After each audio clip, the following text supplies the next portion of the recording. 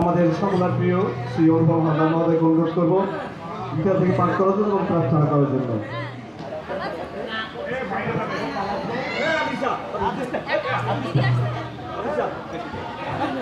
হরে কৃষ্ণ।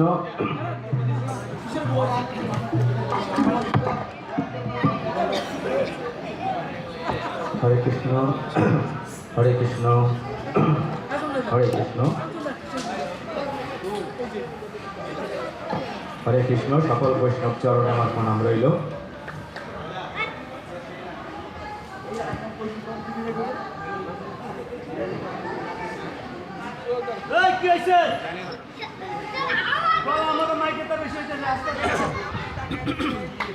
ওম অজ্ঞানতিমিরান্ধস্য জ্ঞানাঞ্জনশলাকয়া চক্ষুরোন্মিলিतं येन तस्मै श्रीगुरुवे नमः। वंशकल्पतरुभ्यश्च कृपासिन्धुभ्येव च पतितानां पावनेभ्यो वैष्णवेभ्यो नमो नमः। पञ्चतत्त्वात्मकं कृष्णभक्तरूप स्वरूपकाम भक्तावतारां भक्ताख्यां नमामि भक्तशक्तिकाम। नमो महावदन्नाय कृष्णप्रेमपदायत कृष्णाय कृष्णचैतन्ये नाम्ने गौरतीशे नमो नमः। हे कृष्ण करुणा सिन्धु दीनबन्ध जगत्पते गोपेश गोपिका कान्त राधा कान्त नमोस्तुते। तप्त कांचन गौरांगी राधे वृंदावनेश्वरी विश्वभानुसुते देवी प्रणमामि हरिप्रिय। वृंदावै तुलसी देव्यै प्रियाय केशवश्च च विष्णु भक्ति प्रद देवी सत्यवत्यै नमो नमः। जय श्री कृष्ण चैतन्य प्रभु नित्यानंद श्री अद्वैत गदाधर श्रीवासादि गौर भक्त वृंद। हरे कृष्ण कृष्ण कृष्ण हरे हरे हरे राम राम राम हरे हरे। नारायणं नमस्कृतं नरं चैव नरोत्तमं देवीं सरस्वतीं व्यासं ततो जयमुदीरयेत्।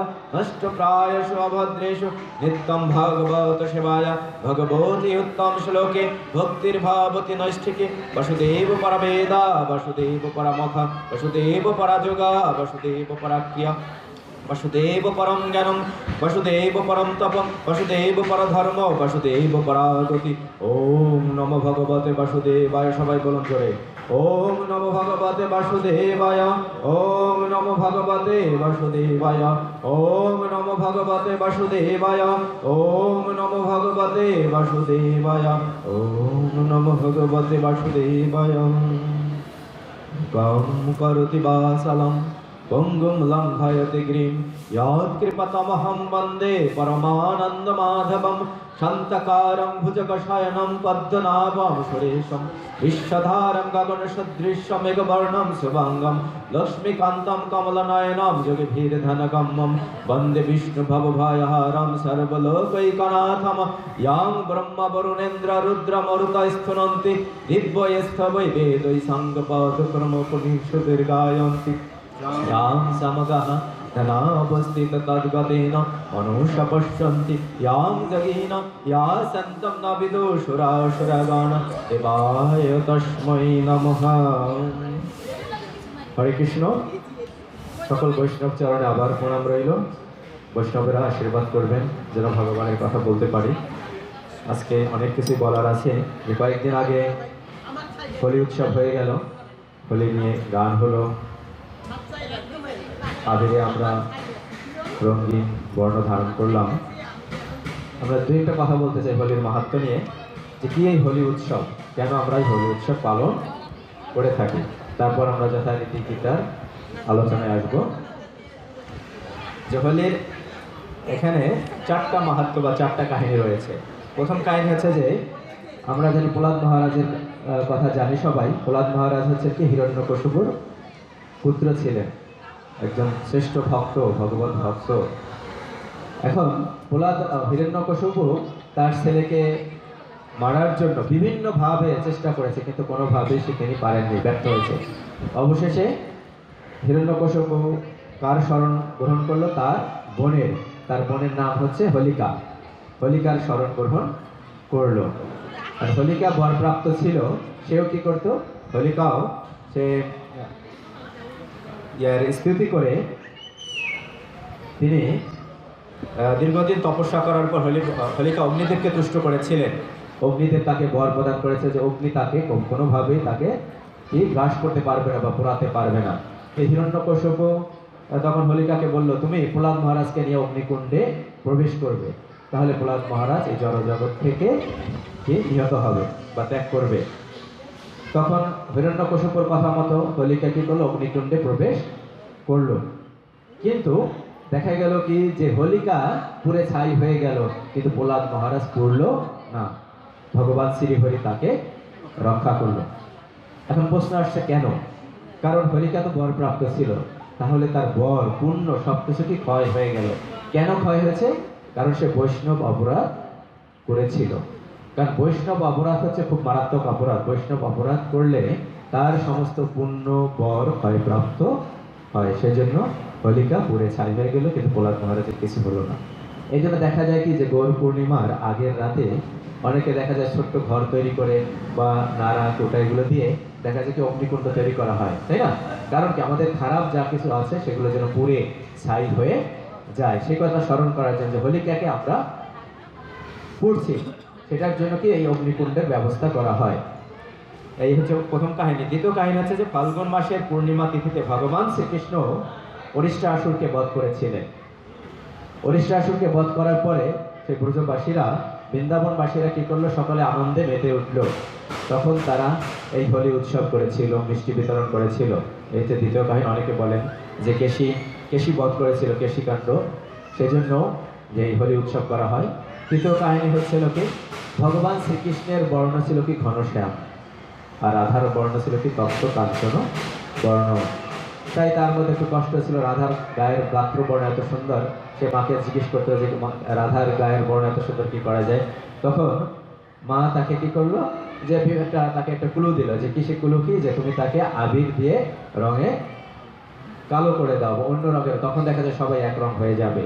তখন মায়ের এই কথা স্মরণ করে সে কি করলো, হোলি উৎসবে আবির দিয়ে কি করলো, সমস্ত তার গোপীরা, তারপর তার বন্ধুরা সবাই মিলে কি করলো, এই হোলি উৎসব করলো। এবং আবিরের সাহায্যে কি রাধাকে রঙিন করে দিল। শুধু রাধাকে সবাই ছিল, এবং যখন আবির দেওয়া হয় তখন সেই রং তো নিজের গায়ে যায়, দেখা যায় সবাই একই রঙে রঙিন হয়ে গেল, তাই না? এটা একটা উৎসব, হোলি উৎসব। তো এইগুলো প্রধান কারণ হচ্ছে কি, আমরা এই উৎসবগুলো কেন পালন করবো, যে ভগবানকে স্মরণ করব, তাই না? এই তিথিগুলো, বৈষ্ণব তিথিগুলো আমরা পালন করার প্রধান উৎসই হচ্ছে কি, যে আমাদের ইন্দ্রিয় সমূহ দ্বারা যেন আমরা ভগবানকে স্মরণ করতে পারি। এই জন্য আমাদের বৈষ্ণব তিথিগুলো পালন করব। এবং চতুর্থ কাহিনী হচ্ছে ফাল্গুন পূর্ণিমার এই গধূলিতে রাধা কৃষ্ণের মিলিত তনু হচ্ছে কি ভগবান চৈতন্য মহাপ্রভু। রাধা কৃষ্ণের মিলিত তনু বলা হচ্ছে কি এই চৈতন্য মহাপ্রভু, তিনি আবির্ভাব হয়েছিলেন। মহাপ্রভুকে স্মরণ করে বৈষ্ণবরা এই হোলি উৎসব করেন। এই চারটি কাহিনী, তাই না? এই চারটি কাহিনী বৈষ্ণবরা এই কারণে এদিনকে নাম কীর্তন করেন, এদিন পূর্ণ দিন উপবাস থাকেন, তাই না? তাই আমাদের কি করতে হবে, যে ভগবানকে স্মরণ করতে হবে, এবং যত বেশি পারি আমরা ভগবানের গুণকীর্তন জপ আমরা করব। এই হচ্ছে কি হোলি উৎসব। এই কারণে আমরা হোলি উৎসব পালন করে থাকি। যে আমরা বর্তমানে দেখছি যে এই আজকের উৎসব শ্রী বাবলুদার মাতৃদেবী স্বর্গীয়া কনকপ্রভা সাহার আত্মার শান্তি কামনায় আজকের এই বৈষ্ণব সভার আয়োজন করেছেন, তিনি মহাপ্রসাদের আয়োজন করেছেন। আমরা বাবলুদার মায়ের আত্মার শান্তি কামনা করি, তিনি যেন সে ভগবানের চিন্ময় ধানে তিনি যেতে পারেন, তাকে যেন এই জড়জগতে আর আসতে না হয়, এবং বাবলুদাও যেন একজন শ্রেষ্ঠ ভক্ত পরিণত হয়, এবং উপস্থিত যারা রয়েছে তারাও যেন একজন ভগবানের ভক্ত পরিণত হয়, সেটা প্রার্থনা করি। এবং বাবলুদার আত্মার মায়ের শান্তি কামনা করে, এবং সকল বৈষ্ণবের মঙ্গল কামনা করে। কারণ এখন সমস্ত বিশ্বব্যাপী দেখা যাচ্ছে কি যে করোনা ভাইরাসের আতঙ্কে রয়েছে সমস্ত বিশ্বব্যাপী। এখান থেকে আমাদের স্মরণ হয় যে ভগবান তিনি যে কোনো কিছু করতে পারেন, তাই না? আমাদের কিছু কোনো সাধ্য নেই, কোনো টেকনোলজি, কোনো প্রযুক্তি দ্বারা আমরা কিছুই করতে পারি না।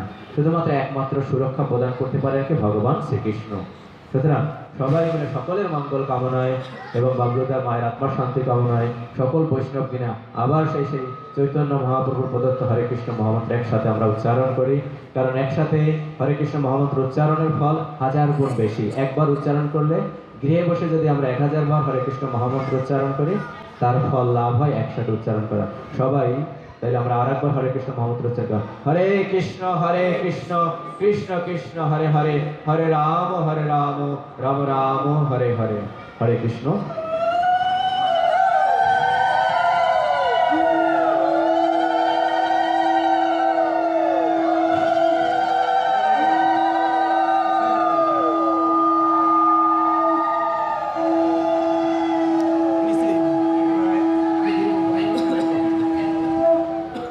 আমরা শুক্রবার সকালে সবাই মন্দিরে এসেছি ভগবানের কথা শুনবার জন্য, ভালো থাকবার জন্য, তাই না?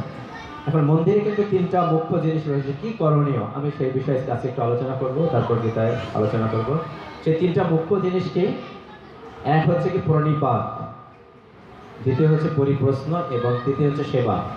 এই তিনটা হচ্ছে মুখ্য জিনিস মন্দিরে প্রবেশের বা মন্দিরে করণীয়: প্রণিপাত, পরিপ্রশ্ন এবং সেবা। তাহলে দেখা যায় যে এই তিনটির মধ্যে যারা ভক্তরা উপস্থিত হয়, আমরা কোনটা সবচেয়ে বেশি করে থাকি?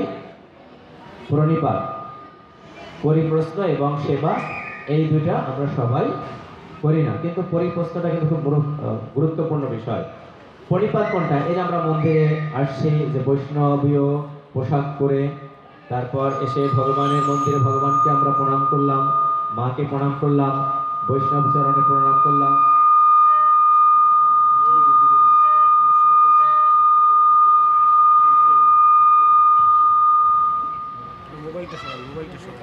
বৈষ্ণব চরণে প্রণাম করলাম, ভক্তদের সঙ্গে কোলাকুলি করলাম, তারপর জুতো বাইরে রেখে প্রবেশ করলাম। এগুলো হচ্ছে কি? প্রণিপাত। আর তাহলে দেখা যাচ্ছে তাহলে আমরা কোনটা করছি? এবং এই ভগবানের কথা শুনছি, কেউ কীর্তন করছে, প্রসাদ গ্রহণ করছে, যদি প্রসাদ কেনার ব্যবস্থা করে প্রসাদ কিনছে, কেউ জপমালা কিনছে, তাই না? এখানে প্রসাদ দিচ্ছে, এগুলো হচ্ছে সবকিছু কি প্রণিপাতের অঙ্গ। তাহলে আমরা সবাই কি করি? প্রণিপাত করছি। আর দ্বিতীয় মুখ্য বিষয় হচ্ছে কি? পরিপ্রশ্ন। এটা খুবই একটা ভাইটাল বিষয়। পরিপ্রশ্ন হচ্ছে কি? যখন যে ভক্তের সবসময় মনোবাঞ্ছা থাকবে কি যে আমি যে জিনিসটা জানি না পারমার্থিক বিষয়ে, সেই জিনিসটা জানবার চেষ্টা করবো। এখানে যারা যারা রয়েছেন, সাধুরা রয়েছেন, এখানে ব্রাহ্মণরা রয়েছেন, তাদের কাছে সেই জিনিসটা আমাদের জিজ্ঞাসা করা যে আমাদের কি করণীয় মনুষ্য জন্মে, আমি যেটা না জানি তিনি যদি সেটা জানেন সাধু বৈষ্ণবের কৃপায় তিনি সেটা বলবেন। এটা হচ্ছে কি? পরিপ্রশ্ন, অর্থাৎ প্রশ্ন করা আমাদের ধর্ম সম্পর্কে, বিভিন্ন বিষয় সম্পর্কে বিভিন্ন জিজ্ঞাসা, এটাকে বলা কি? পরিপ্রশ্ন। এবং তৃতীয়টা হচ্ছে কি? সেবা। অর্থাৎ অনেকে কি করছে, দেখা যাচ্ছে কি যে এই যে আমরা মহাপ্রসাদ পাচ্ছি, এই জন্য কি করছে যে পিছনে কি করছে? প্রসাদ, মহাপ্রসাদ রান্না করছে, তাই না? সকালবেলা অনেকে বাজার করে নিয়ে আসছে, এই মন্দির পরিষ্কার করছে, এই জয়গোপাল কাকা আরো যারা আসছে তারা কি করছে? সেবা দিচ্ছে, তাই না? এগুলো সবকিছুর আয়োজন করছে, বাজারের আয়োজন করছে, তারপর কেউ মহাপ্রসাদ রান্না করছে, কেউ মহাপ্রসাদ এটা তৈরি করছে, তাই না? সবজি কেটেছে, তারপর কেউ কি মহাপ্রসাদ বিতরণ করবে, কেউ থালা বাসনগুলো পরিষ্কার করবে।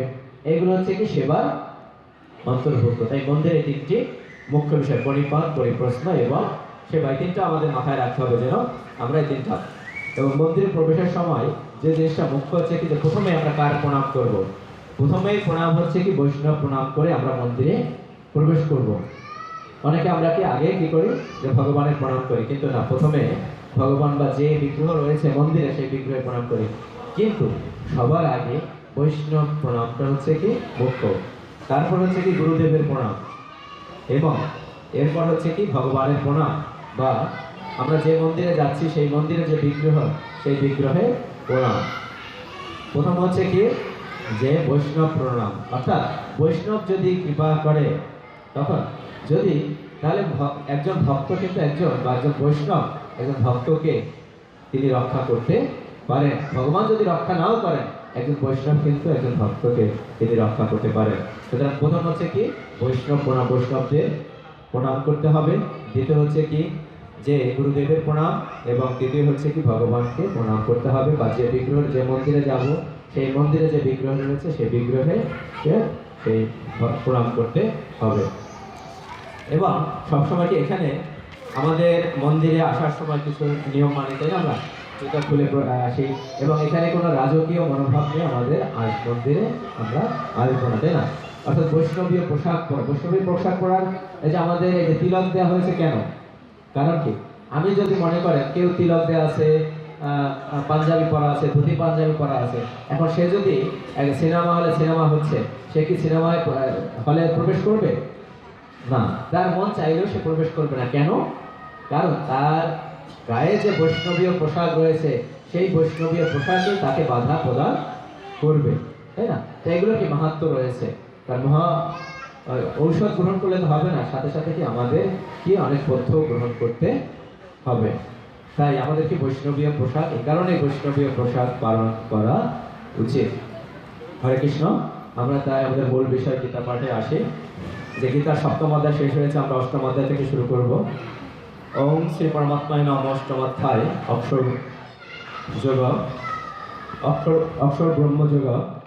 অর্জুন উবাচ কিম তদ্ব্রহ্ম কিমাত্মতম কিম কর্ম পুরুষোত্তম অধিভূতম চ কিম প্রক্তম অধিদৈবম কিম উচ্যতে। কিম তদ্ব্রহ্ম কিম অর্থাত্তম কিম কর্ম পুরুষোত্তম অধিভূতম চ কিম প্রক্তম অধিদৈবম কিম উচ্যতে। অধিচক্র কথক অত্র দেহস্মিন মধুসূদন প্রয়াণ কাল চ কথম কেব অসি নিয়তাত্মতি। শ্রী ভগবান উবাচ অক্ষরম ব্রহ্ম পরমম স্বভাব আত্মত্তম উচ্যতে ভূত ভাব ভবকর বিসর্গ কর্ম সংহিত। অধিভূতম স্বরভাব পুরুষ চ অধিদৈবতম অধিযজ্ঞ যজ্ঞ অহম এব অত্র দেহে দেহভৃতম বড়। সবাই আমার সাথে বলুন, অন্তকালে চ মামেব শরণ মুক্তা কলেবর। জোরে বলুন, অন্তকালে চ মামেব শরণ মুক্তা কলেবর ইয়া প্রয়াতি সমদ্ভাবম ইয়াতি নাস্তত্র সংশয়। আবার বলুন, অন্তকালে চ মামেব শরণ মুক্তা কলেবরম ইয়া প্রয়াতি সমদ্ভাবম ইয়াতি নাস্ত্যত্র সংশয়। এটা সুর দিয়ে বলি, অন্তকালে চ মামেব শরণ মুক্তা কলেবরম ইয়া প্রয়াতি সমদ্ভাবম ইয়াতি নাস্ত্যত্র সংশয়। অর্থাৎ এটা একটা খুবই গুরুত্বপূর্ণ শ্লোক। এই শ্লোকটা আপনারা সবসময় স্মরণ রাখবেন। অন্তকালে চ মামেব শরণ মুক্ত। অন্তকালে মানে কি? অর্থাৎ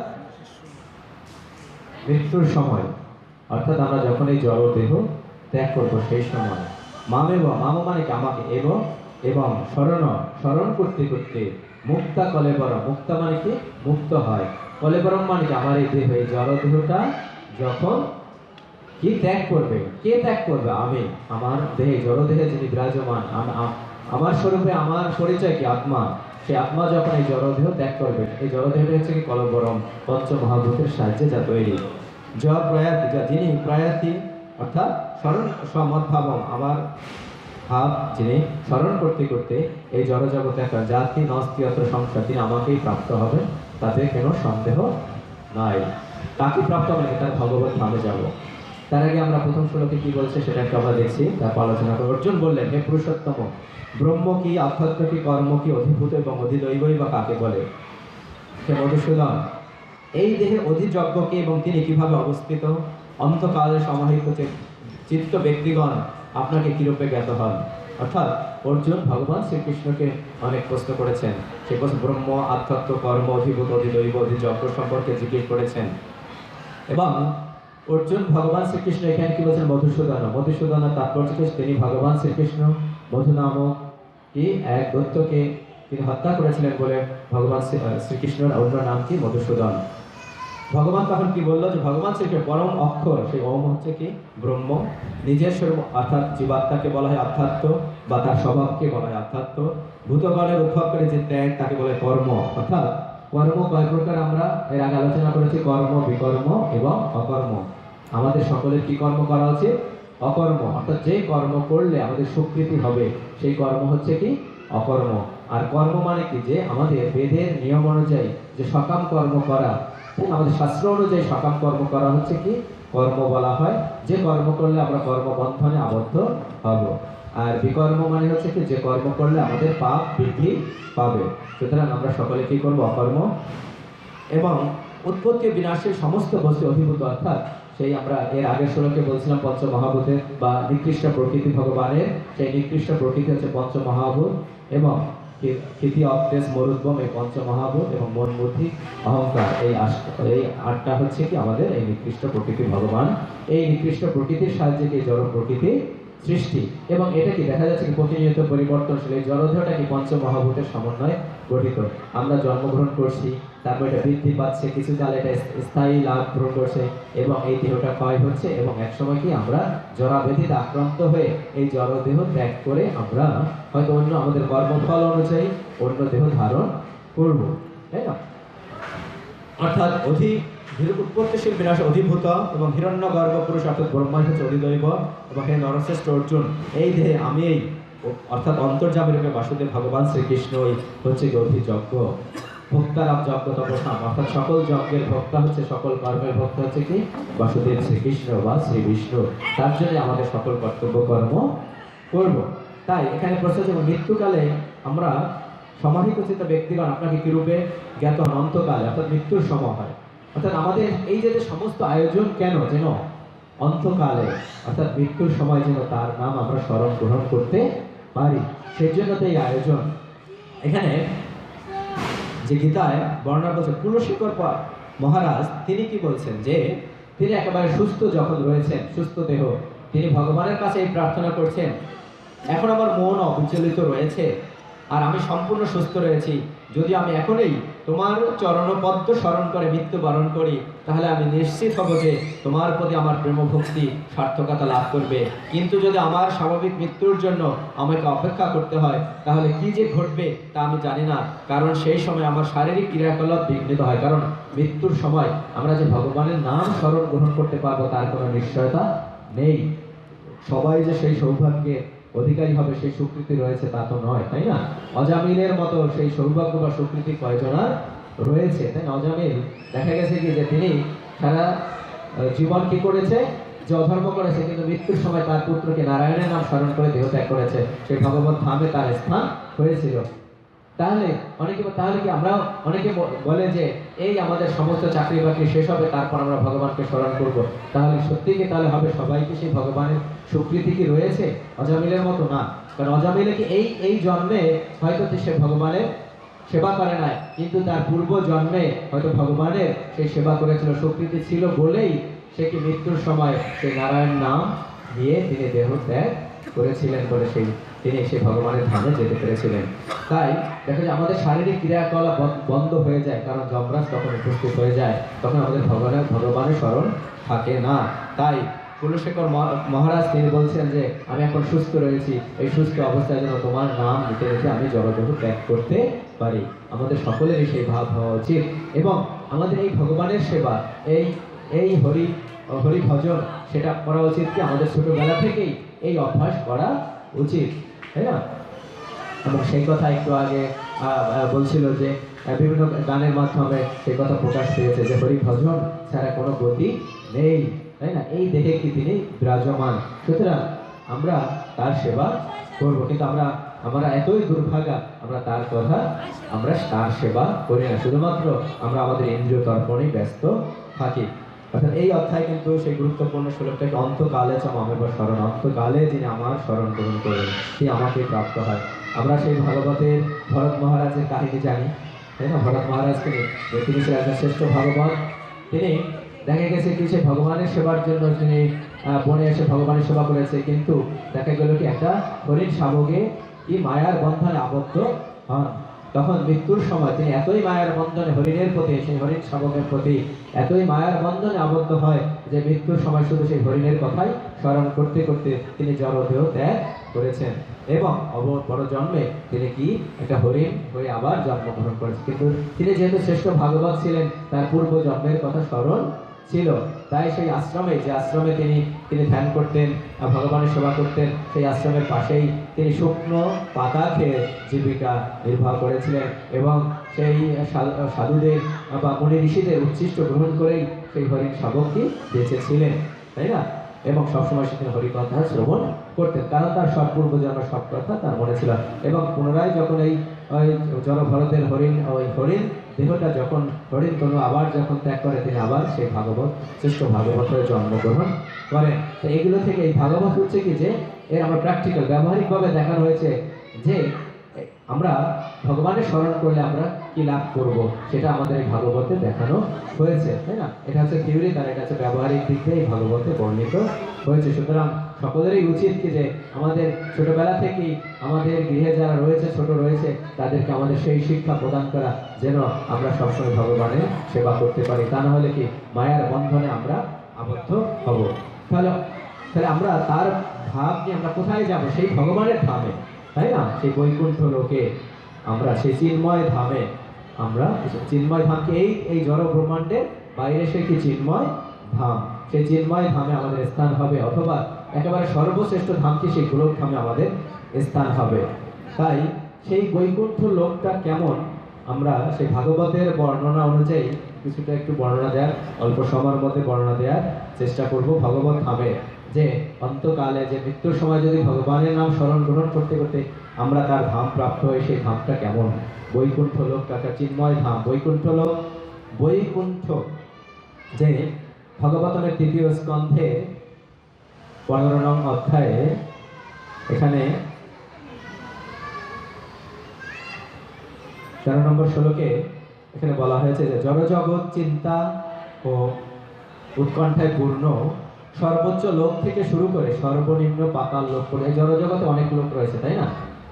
এই ভূলোক, স্বর্গলোক, মহরলোক, তারপর পৃথ্বীলোক, বিভিন্ন লোক রয়েছে, ব্রহ্মলোক। এখন এই কি বলছে যে এই জড় জগৎ চিন্তা উৎকণ্ঠায় পূর্ণ সর্বোচ্চ লোক থেকে শুরু করে সর্বনিম্ন পাতাল লোক পর্যন্ত প্রতিটি লোকে, প্রতিটি জীব চিন্তা উৎকণ্ঠায় আমরা পূর্ণ থাকি, পূর্ণ হতে বাধ্য। কেননা জড়জগতে কেউই নিত্য বেঁচে থাকতে পারে না। চিদাকাশের গ্রহলোকগুলোও বলা হয় বৈকুণ্ঠ, কেননা সেখানকার অধিবাসীর সব রকম কুণ্ঠা থেকে তারা মুক্ত, সকল কুণ্ঠা থেকে তারা মুক্ত, তাই তার নাম হচ্ছে বৈকুণ্ঠ। তাদের জন্ম, মৃত্যু, জরা ও ব্যাধির কোনো প্রশ্ন নেই, এবং তাই তাদের কোনো রকম উৎকণ্ঠা নেই। পক্ষান্তরে জড়গ্রহগুলোর অধিবাসীরা সর্বদাই জন্ম, মৃত্যু, জরা, ব্যাধির ভয় ভীত, এবং তাই তারা উৎকণ্ঠায় পূর্ণ। তাই আমরা সবসময় কি জগৎ উৎকণ্ঠায় পূর্ণ। এটা কি ১৩ নম্বর শ্লোকের অর্থটা, অনুবাদটা। এই আমরা এখন কি উৎকণ্ঠায় পরিপূর্ণ? যে আমরা করোনা ভাইরাসের উৎকণ্ঠায় পরিপূর্ণ, তাই না? সেই উৎকণ্ঠা থেকে মুক্তির উপায় কি? ভগবানের শরণাগতি লাভ করা। ভগবান যেভাবে, শাস্ত্রে যেভাবে বলছে সেভাবে আমাদের চলতে হবে। দেখা গেছে যেখান থেকে এটার উৎপত্তি, সেই চীনে তাদের খাদ্যাভ্যাস কি? আমাদের শাস্ত্রে কি সেই খাদ্যাভ্যাসের কথা বলা হয়েছে? না। তারা এমন কোনো পশু পাখি নাই, এমন কোনো খাবার, জঘন্য খাবার নাই, তারা তমগুণযুক্ত খাবার নেই, তারা গ্রহণ করে না। এবং সেই করোনা ভাইরাসটা কি? সাপ, তারপর বাদুড়, এই সমস্ত পশুর মধ্যে এগুলো থাকতে তারা পছন্দ করে, এবং চায়নারা দেখে গেছি সেই অভক্ষ ভক্ষণ করে, এবং তাদের মাধ্যমে কিন্তু এটা ছড়িয়ে পড়ে। তাই আমরা যদি শাস্ত্র বিধি অনুযায়ী চলি তাহলে কিন্তু আমরা এত জড় ব্যাধিতে আমরা করি না, তাই না? সুতরাং আমাদের সেই শাস্ত্র অনুযায়ী চলতে হবে। বৈকুণ্ঠ লোকের অধিবাসীরা কেমন? সেখানে বৈকুণ্ঠ লোকের অধিবাসীরা সেখানে কিন্তু তারা কিন্তু চতুর্ভুজ আকৃতি, এবং তাদের গায়ের বর্ণ হচ্ছে কি? নীলাভ বর্ণ, এবং সেখানে সবাই হচ্ছে কি? সত্যগুণের অধিকারী। এখানেও আমাদের জনজগতেও সত্যগুণের অধিকারী রয়েছেন অনেকে, কিন্তু তাদের কি মায়া এতই শক্তিশালী, প্রবল, তাদেরকে কি আবার সেই অবস্থা থেকে হরে কৃষ্ণ,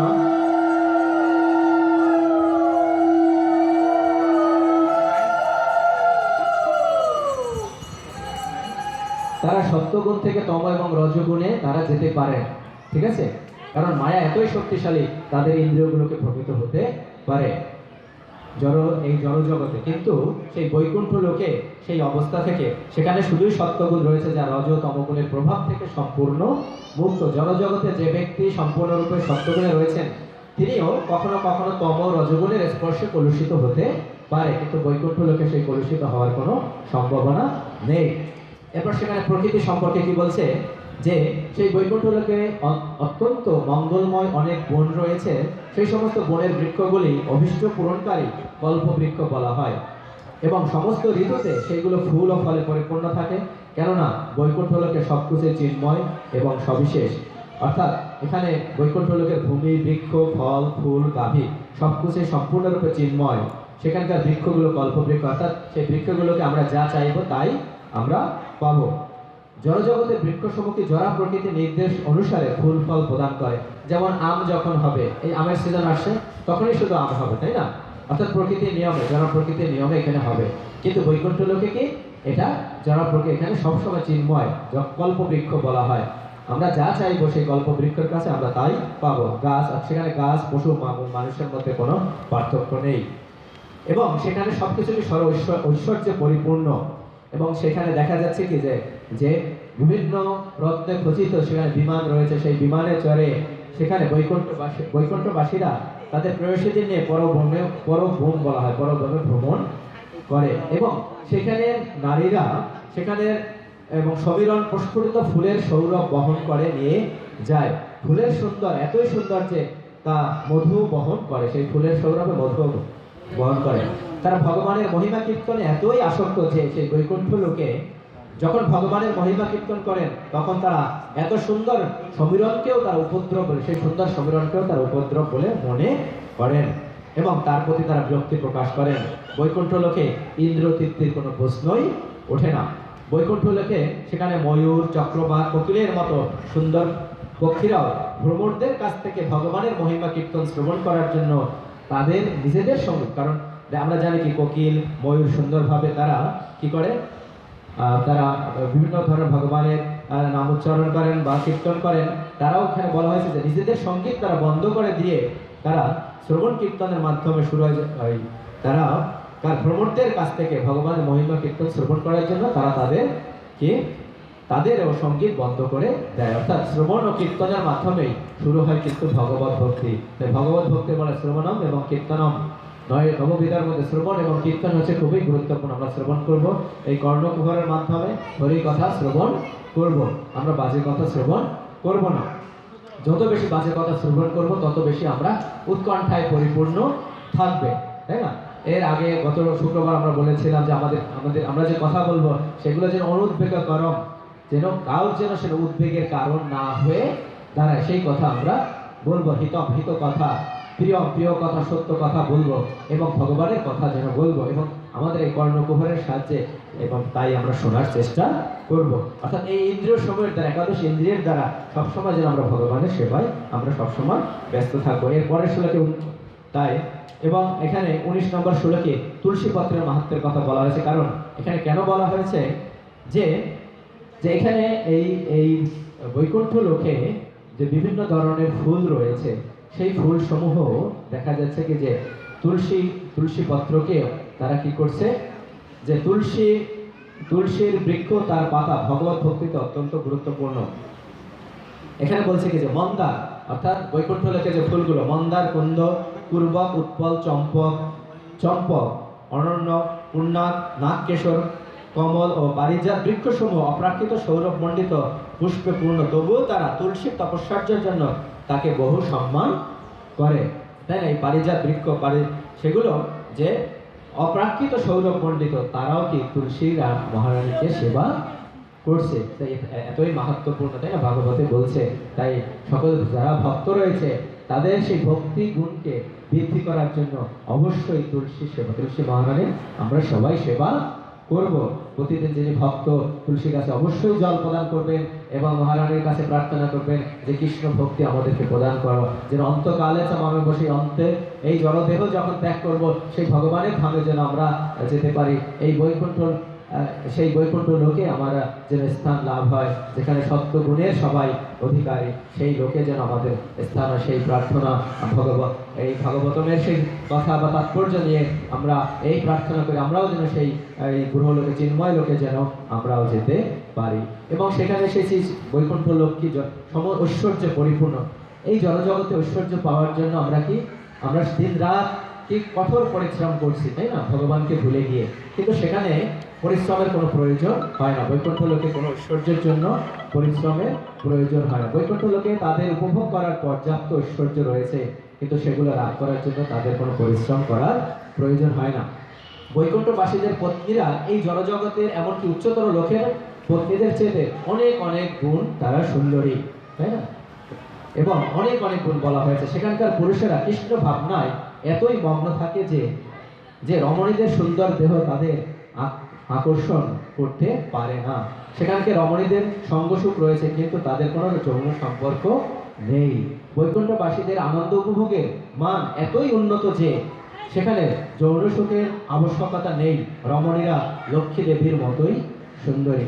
তাই সেই বৈকুণ্ঠ লোক, সেই এই কথাই বলা হয়েছে যে আমরা অন্তকালে যেন ভগবানকে স্মরণ করতে পারি, তাই না? তাহলে এই চিন্ময় লোকে, বৈকুণ্ঠ লোকে আমাদের স্থান লাভ হবে, যেখানে এই জড়জগতের কলুষতা থেকে মুক্ত।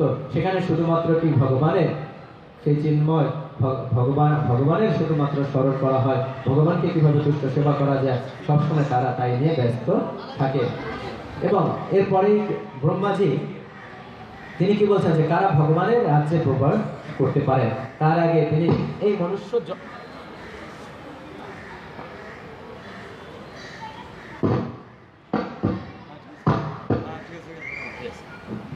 হরে কৃষ্ণ, এই মনুষ্য জন্ম কি দুর্লভ মানব জন্ম বলে না, 84 লক্ষ জনের মধ্যে 84 লক্ষ জনের মধ্যে 4 লক্ষ হচ্ছে মানব প্রজাতি, তাদের চেতনা অনুযায়ী এই মানব জন্ম কত সবচেয়ে থেকে শ্রেষ্ঠ জন্ম কেন বলা হচ্ছে? আমরা এই ভাগবতমের ব্রহ্মাজি তিনি কি বলছেন দেখেন। শ্রী ব্রহ্মা বললেন, প্রিয় দেবতাগণ, মনুষ্য জীবন এতই মহত্বপূর্ণ যে আমরাও সেই জীবন প্রাপ্ত হওয়ার বাসনা করি। অর্থাৎ ব্রহ্মাজিও এই মনুষ্য জন্ম পাওয়ার বাসনা করেন। কেন করেন? কেননা মনুষ্য জীবনে ধর্মতত্ত্ব ও জ্ঞান পরিপূর্ণ লাভ করা যায়, সেই স্বাধীনতা এখানে দেয়া হয়েছে। আর সমস্ত জীবন কি ভোগ করা হয়, তাই না? কেউ যদি মনুষ্য জীবন লাভ করা সত্ত্বেও, হরে কৃষ্ণ,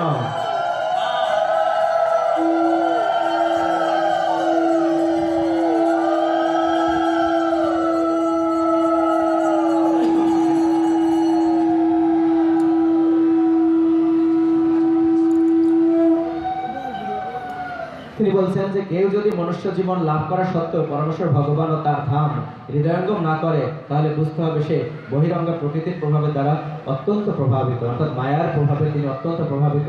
তাই তিনি এর মাহাত্ম্য তিনি বুঝতে পারছেন না। এবং কারা ভগবানের শরণাগত, কারা ভগবানের রাজ্যে, তিনি বলছেন যে কারা ভগবানের রাজ্যে তিনি প্রবেশ করতে পারে সেই বৈকুণ্ঠ লোকে। যে আমাদের জীবের প্রধান 3টি শত্রু হচ্ছে কি কামনা, ক্রোধ এবং লোভ। কামের ছোট ভাই হচ্ছে কি ক্রোধ, কামের ছোট ভাই হচ্ছে ক্রোধ। কামনা পূর্ণ না হলে তার ছোট ভাই ক্রোধে উদয় হয়। জীবের এই 3টি শত্রু জীবকে জড়জগতে থাকতে বাধ্য করে, এই 3টা শত্রু। কারণ কি আমরা মায়ার বন্ধনে আবদ্ধ থাকি, তাই এই 3টি শত্রুর প্রভাবে কামনা, ক্রোধ এবং লোভের কারণে আমরা মায়ার বন্ধনে আবদ্ধ থাকি এবং ইন্দ্রিয় তর্পণে ব্যস্ত থাকি, ভগবানকে ভুলে গিয়ে। তার জন্য আমাদের কি করতে হবে আমরা সেটা জানি না এবং এই কর্মবন্ধনে বারবার আবদ্ধ হই।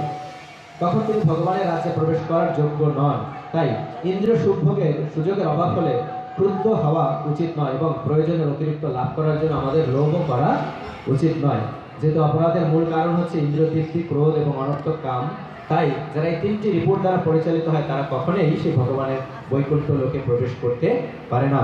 এবং চৈতন্য চরিতামৃতে বলা হয়েছে যারা বৈকুণ্ঠ লোকে প্রবেশ করতে পারে তাদের 26টি গুণ রয়েছে।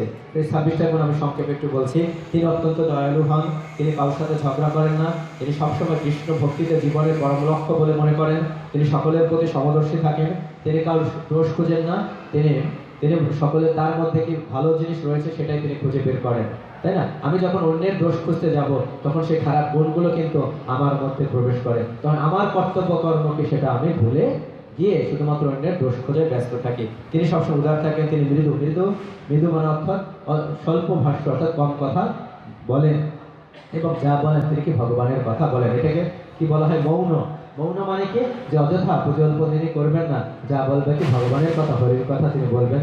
তিনি সকলের উপকারক অকিঞ্চন, তিনি শান্ত থাকেন সর্বদা। তিনি যা লাভ করেন তিনি মনে করেন কি সবকিছু কি ভগবানের করুণা। যত কষ্ট তিনি পান না কেন তিনি মনে করেন ভগবানের করুণা। তিনি পূর্ব জন্মে হয়তো পাপ করেছে, সেই কর্ম ফল তিনি ভোগ করছেন, ভক্তর মনোভাব এটাই থাকে। এবং তিনি মনে করেন সে তার পাপ ক্ষয় হয়ে তিনি সুন্দর জীবন তিনি পাবেন। এবং তিনি এটাও মনে করেন যে আমি ভগবানের সেবা করি, তাই আমাকে ভগবান কৃপা করে আমাকে অল্প শাস্তি প্রদান করেছেন। আমি যদি ভগবানের ভক্ত না হতাম তাহলে আমাকে ভগবান আরো অনেক বেশি কষ্ট প্রদান করতেন। ভগবান অর্থাৎ ভক্তের মনোভাব সবসময় কি, অর্থাৎ তিনি সহজ সরল জীবন যাপন করেন কিন্তু তার চিন্তা চেতনা অনেক উন্নত। কেন? কারণ তার এই মনোভাবের কারণে। আমরা জড়জগতে যত কষ্ট পাই, ঐশ্বর্যের সাথে কষ্টের সাথে আমাদের এই মনোভাবের কারণে আমরা কিন্তু প্রত্যেকটা সংসারে জড়জগতে আমরা যে কষ্ট পাই না কেন, আমাদের এই মনোভাবের কারণে কষ্ট পাই। সুতরাং এই মনোভাবটা পরিবর্তন করতে হবে। মনোভাব আমরা কিভাবে পরিবর্তন করতে পারবো? এই সাধু সঙ্গ করতে হবে, অ্যাসোসিয়েশন অফ ডেভোটি, বুক রিডিং, অর্থাৎ আমাদের এই শাস্ত্র অমূল্য সম্পদ, সেই শাস্ত্রগ্রন্থ গীতা ভাগবত পাঠ করে আমাদের হৃদয়ের মলিনতা দূর করতে হবে, অজ্ঞানতা দূর করতে হবে। সাধু বৈষ্ণবদের মুখে হরিকথা শুনতে হবে, শ্রবণ করতে হবে, কর্ণকুহরে আমরা প্রজল্প শুনবো না, তাই না? চ্যান্টিং হরে কৃষ্ণ মহামন্ত্র জপ করতে হবে। এবং ডায়েট, অর্থাৎ সেই ভগবানের ডায়েট মানে যতটুকু গুরুত্বপূর্ণ, সেটা কি হয়? আমাদের কলুষতা দূর হয়। যখন আমরা দেখেছি যে গ্রামে যারা ছিলাম, যে গরু ছাগল যখন মারা যায়, তখন সেই গরু ছাগলের মাংস গ্রহণ করে কে? সেই মৃতদেহের মাংস গ্রহণ করছে কে? দেখা যায় কি কুকুর গ্রহণ করতো, শৃগাল গ্রহণ করতো, বা এটা কি বলে শকুন গ্রহণ করতো, তাই না? তাদের চেতনা, চিন্তা চেতনা কিন্তু ওই পর্যায়ে। এবং তাদের তখন দেখা যায় কি যে তমগুণে আচ্ছন্ন হওয়ার পরে শরীর তাদের গরম হয়। কারণ কি? খাবারের একটা প্রভাব রয়েছে, তাই না? যেমন করোনা ভাইরাস যেভাবে এসেছে, একইভাবে কি এই খাবারের প্রভাব রয়েছে। তার জন্য ডায়েটও একটা গুরুত্বপূর্ণ, যে আমরা সাত্বিক আহার গ্রহণ করার সবসময়। হরে কৃষ্ণ।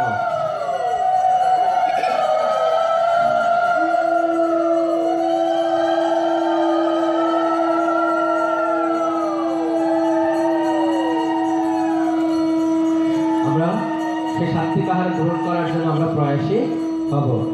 এবং তিনি হবেন নিরীহ, সর্বদা স্থির থাকেন। তিনি বিজিত অর্থাৎ ইন্দ্রিয় সমূহকে তিনি জয় করেছেন, অর্থাৎ ইন্দ্রিয় তর্পণে ব্যস্ত না। তার ইন্দ্রিয়ের সাথে তিনি ভগবানের সেবা করেন। তিনি কখনো প্রয়োজনের অতিরিক্ত আহার গ্রহণ করেন না, শুধুমাত্র বেঁচে থাকার জন্য যতটুকু প্রয়োজন সেই আহারই গ্রহণ করেন।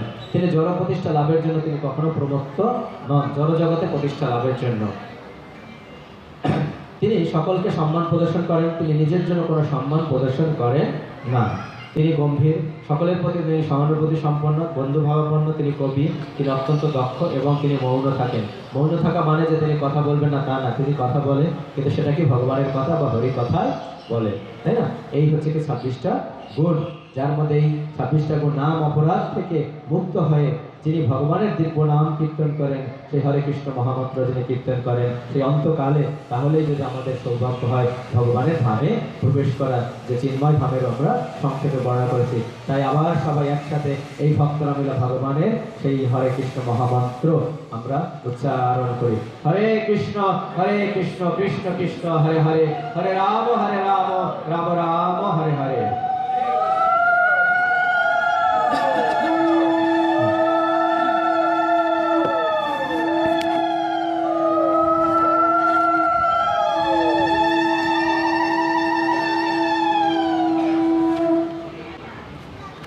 আমরা পুনরায় বাবলুদার মাতা যিনি জগৎ ত্যাগ করেছেন, তার জন্য আমরা তার আত্মার শান্তি প্রার্থনা করি। স্বর্গীয় কনকপ্রভা সাহা, কিন্তু আমরা চাইব তিনি স্বর্গলোকে না গিয়ে তিনি যেন, কারণ স্বর্গলোকেও ঠিক হয়, প্রাপ্ত হয় আবার জড়, কারণ স্বর্গলোকটাও কিন্তু এই জগতের মধ্যে বিরাজমান, হয়তো উন্নত লোক।